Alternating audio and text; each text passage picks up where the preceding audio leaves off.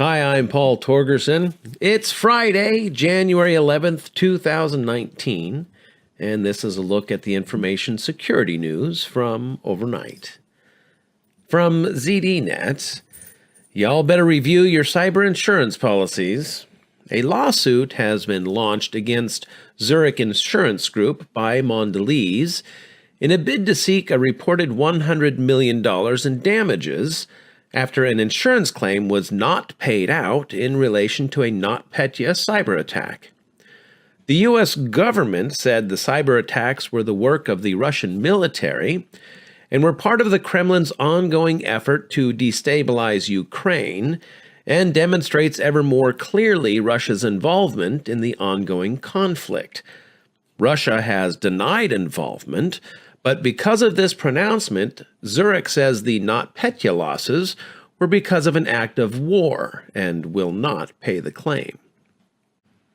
From Times of India, a group of Chinese hackers robbed about $18.5 million US from the Indian unit of Tecnomont SPA, an Italian engineering firm.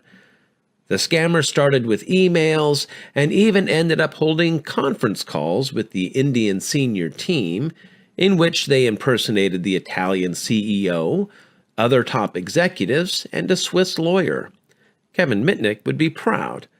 Well, not probably. Kevin never did this stuff for the money, but the level of social engineering that went into this was over the top. From ZDNet, we talked a week or two ago about the Ryuk ransomware attack that impacted newspaper production on the west coast of the U.S. At the time of the attack, it was attributed to North Korea. However, upon closer inspection, the actual strain in play is more likely to have come from Russia. Details about those differences in the ZDNet article. From Cyberscoop, Hyatt Hotels announced this week that it's launching a public bug bounty program through HackerOne.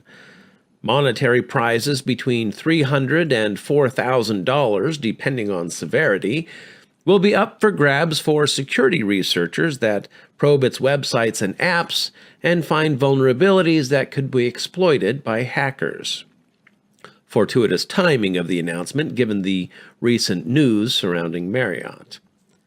And last this week from ZDNet, a Massachusetts man, Martin Gottsfeld, was sentenced this week to 10 years in prison and ordered to pay $443,000 in restitution for launching DDoS attacks on behalf of the anonymous hacker collective against U.S. children's hospitals in 2014. In probably my favorite part of the article, Gottsfeld at one point tried to flee to Cuba in a rented boat, but the trip didn't go as planned. He was rescued from the Gulf of Mexico by a Disney cruise ship whom brought back to the U.S. Don't mess with the mouse, man. And that's all for me this week.